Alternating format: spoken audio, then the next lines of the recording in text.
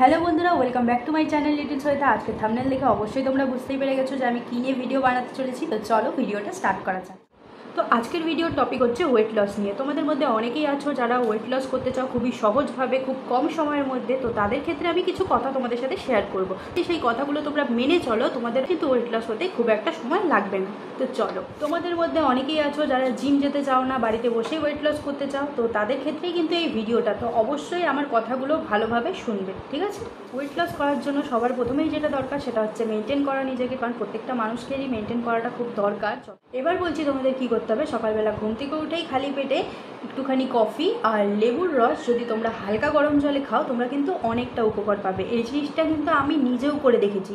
আর এর সাথে যেটা করতে হবে সেটা হলো এক্সারসাইজ। এবার এক্সারসাইজ করার কথা বললাম, তো অনেকেই বলবে এক্সারসাইজ আর ইচ্ছা করে না এক্সারসাইজ করতে। তো আমি তাদের ক্ষেত্রে বলবো, যারা যারা এক্সারসাইজ করতে চাও না, তো তাদের ক্ষেত্রেও একটা উপায় আছে। সেটা হলো সকালবেলা ডিনারের পর ডিনার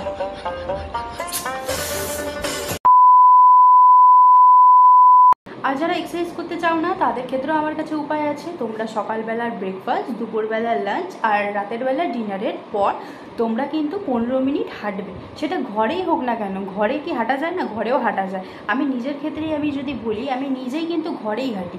এবার সেখানে যদি হাঁটতে ইচ্ছে না করে, তোমরা ফেসবুক, হোয়াটসঅ্যাপ যে কোনো জিনিস চালিয়ে তোমরা হাঁটা শুরু করে দাও। এবার যখন তোমরা দেখলে যে হ্যাঁ 15 মিনিট তোমরা হাঁটতে পারছো ভালোভাবে, ঠিক আছে, কোনো অস্থির হচ্ছ না, কারণ যারা ওয়েটটা আমাদের যখন বেড়ে যায় তখন অল্প হাঁটলেই আমরা হাঁপিয়ে যাই। তো 15 মিনিট যদি দেখো যে হ্যাঁ তোমরা ঠিকঠাক মতো হাঁটতে পারছো, কোনো অসুবিধা হচ্ছে না, তখন তোমরা 5 মিনিট আরও বাড়িয়ে দেবে। এবার 20 মিনিট, সকালবেলা 20 মিনিট, দুপুরবেলা 20 মিনিট, রাত্রেবেলা যদি 20 মিনিট খাওয়ার পরে হাঁটো, তাহলে পরেও কিন্তু তোমাদের অনেকটা উপকার হবে। বুঝতে পারছো তো তোমরা? তো এই জিনিসটার জন্য আমি তোমাদেরকে বলবো, হাঁটাটা কিন্তু সবসময় তোমাদের রুটিনের মধ্যে রাখবে। কারণ যারা যারা এক্সারসাইজ করো না, এক্সারসাইজ করতে ইচ্ছা করে না, আলসি করে, ওদের ক্ষেত্রে আমি এটাই বলবো যে হাঁটাটা কিন্তু খুবই দরকার। এক্সারসাইজের বদলে যদি তোমরা হাঁটো তাহলেও কিন্তু অনেকটা উপকার পাবে। কারণ এই জিনিসটা আমি নিজেও করেছি। যখন আমি মোটা হয়ে গিয়েছিলাম, সত্যি বলতে গেলে কি আমার নিজেরও হাঁটতে কিন্তু খুব প্রবলেম হতো, যে একটুখানি হাঁটছি খুব হাঁপিয়ে যেতাম। কিন্তু আর হাঁটা কিন্তু আমাদের শরীরের পক্ষে খুবই ভালো। তাই জন্যই তোমাদেরকে বলছি যে যখন তোমরা হাঁটবে, ফেসবুক খুলে নিলে বা যে কোনো ইউটিউব খুললে ভিডিও দেখতে দেখতে তোমরা 15 মিনিট হাঁটলে দেখবে সময়টা কিন্তু এমনিও কেটে যাবে। আর তার সাথে সাথে তোমাদের শরীরের থেকে কিন্তু ক্যালোরি বার্ন হতে শুরু হবে। কারণ খাওয়ার পর যদি আমরা হাঁটা শুরু করি তাহলে কিন্তু আমাদের ক্যালোরি বার্ন হতে শুরু হয়। তার জন্য আমাদের ওয়েটটাকে গেইন করতে দেয় না। ওয়েট লসের ক্ষেত্রে সব থেকে বড় যেটা, সেটা হচ্ছে ফাস্টফুড। অনেকেই আছো তোমরা যারা ফাস্টফুড খেতে প্রচণ্ড ভালোবাসো। আর এটা কিন্তু বেশিরভাগ মানুষই ফাস্টফুড খেতে সবাই ভালোবাসে, কে না ভালোবাসে না।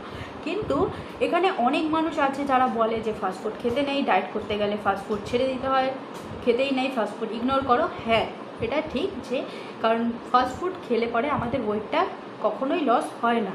আমাদের ফাস্টফুড খেতে গেলে ওয়েট আমাদের আরও বেশি গেইন হয়ে যায়।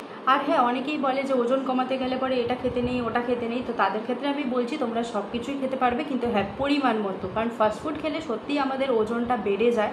আর রোজ যদি আমরা খাই তাহলে অবশ্যই আমাদের ওজন তো বাড়বেই, তাই না? কারণ রোজ আমাদের তেল ভাজা, কোনো তেলের জিনিস বা ক্যালোরি যেটাতে বেশি থাকে, তো অবশ্যই আমাদের ওজন কিন্তু বাড়বে। তো সেটা যদি আমাদের কমাতে হয় তাহলে আমাদের ফাস্টফুডে খাওয়ার কোনো মানা নেই, কিন্তু হ্যাঁ অবশ্যই আমাদেরকে তার পরিমাণটা কিন্তু কম করতে হবে।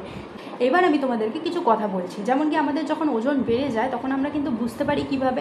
আমরা একটু হাঁটলেই হাঁপিয়ে যাচ্ছি, সিঁড়ি দিয়ে উঠানামা করতে পারছি না, একটুতেই হাঁপিয়ে যাচ্ছি, শ্বাস নিতে অসুবিধা হয়ে যায়, তারপর আলসি আলসি ভাব। আর এই জিনিসটা কিন্তু আমরা প্রথমেই বুঝতে পারি না, কারণ আমরা বুঝি কখন পাড়ার কাকিমা থেকে, পাড়ার প্রতিবেশী, আত্মীয় স্বজন, বন্ধু বান্ধব, এরাই আমাদেরকে বলে যে কিরে মোটা হয়ে যাচ্ছিস, কি ব্যাপার হলো বাড়িতে বসে মোটা হয়ে যাচ্ছিস, এইসব কথা অলরেডি শুনতে লাগে। তো সেই ক্ষেত্রে আমি বলবো তাদের কথা কান দিও না। কিন্তু হ্যাঁ, বাড়িতে বসে যদি আমরা সেই জিনিসটা ফিল করি যে হ্যাঁ সত্যিই মোটা হয়ে যাচ্ছি, যখন বলছি, কিন্তু যখন আমরা নিজেরা ফিল করি যে হ্যাঁ হয়তো আমাদের ওজনটা বেড়েই যাচ্ছে, তো এবার না হয় একটু কমানোই যাক আর কি। তো এই জিনিসটার জন্য আমাদের ওয়েটটা লস করাটা কিন্তু খুবই দরকার। আর যাদের ওজন বেড়ে গেছে, তোমরা আমি যেভাবে বললাম সেভাবে ফলো করো, অবশ্যই তোমাদের ওজন কমে যাবে। তোমরা কখনোই করো না যে আজকে আমি হাঁটলাম কালকে রেস্ট করি, না। তোমরা 10 মিনিট হলেও তোমরা হাঁটাটার মধ্যে একটু সময় দাও, ঠিক আছে? 10 মিনিট করে সকালবেলা, বিকালবেলা, দুপুরবেলা না পারলে বিকেলবেলা। তো এই জিনিসগুলো যদি মেনটেন করো অবশ্যই কিন্তু তোমাদের ওজন কমবে। আর হ্যাঁ, আমি কিন্তু একটা অ্যাপ ইউজ করি, যেটা আমি যখন হাঁটি সবসময় সেটা ইউজ করি। সেটা স্টেপ বাই স্টেপ ঠিক আছে, তোমাদের পায়ের স্টেপও বলবে, তারপর ক্যালোরি কত বার্ন হচ্ছে সেটাও তোমরা দেখতে পারবে। তো তোমাদের যদি ইচ্ছা হয় তাহলে অবশ্যই তোমরা কমেন্টে জানিয়ে, আমি কিন্তু নেক্সট ভিডিওতে তাহলে পরে তোমাদের সাথে সেটা শেয়ার করবো। আর হ্যাঁ, যারা তোমরা এক্সারসাইজ করতে চাও তারা কিন্তু অবশ্যই এক্সারসাইজ করো, কারণ আমি বুঝতে পারছি যে অনেকে আছো যারা এক্সারসাইজ করতে চাও না। আমি খুব সহজভাবে আর কি ডায়েটটা ফলো করতে বলেছি, কিন্তু তার সাথে যদি তোমরা এক্সারসাইজ করতে চাও অবশ্যই করতে পারো, কারণ আমি নিজেও এক্সারসাইজ করি। আর সকালবেলার দিকে আগে আমি যখন আমার ওয়েটটা বেশি বেড়ে যায় তখন আমি কি করতাম, হাঁটতাম, আমি শুধু হাঁটতাম, কিন্তু আস্তে আস্তে আমি এক্সারসাইজ করাও শুরু করেছি, যার জন্য অনেকটা আমার মেনটেন এসেছে, কিন্তু অনেকটা।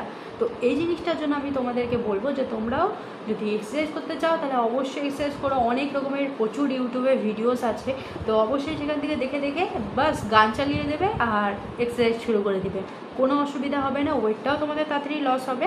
আর হ্যাঁ, তোমাদেরকে আরেকটা কথা বলে দিচ্ছি, যাদের ওজন অনেক বেশি বেড়ে যায় তারা কি করে, সবসময় ওজন কমাতে পারে না, ভাবে খুব সহজভাবে পাতলা হওয়ার ওষুধ খেয়ে নিচ্ছে। এবার মোটাদের ক্ষেত্রে যদি আমি বলি, অনেকে পাতলা থাকে, মোটা হওয়ার জন্য কি করে, ওষুধ খেয়ে নেয়। ঠিক আছে, যদি বলে যে এর মধ্যে সাইড এফেক্ট নেই, আমি তোমাদেরকে একটাই রিকোয়েস্ট করবো, প্লিজ তোমরা খাবে না, কারণ যখন এই সব ওষুধ এগুলা কিন্তু অনেকটা উপকার করে না, আরও অপকার করে। অনেকের এরকম থাকে যারা পাতলা হওয়ার ওষুধ খায় কিন্তু আরও বেশি মোটা হয়ে যায়, কিন্তু আবার অনেকের থাকে মোটা হওয়ার ওষুধ খায় আরও বেশি পাতলা হয়ে যায়। তো সেই ক্ষেত্রে আমি বলবো সেই জিনিসটা তো খুবই খারাপ, শরীরের পক্ষেও খারাপ, তোমাদের পক্ষেও খারাপ। তো এই জিনিসটার জন্য তোমরা কখনোই কিন্তু এই সব ওষুধ খেয়ে নিজেকে পাতলা করবে বা মোটা করবে এই ধারণাটা রেখো না।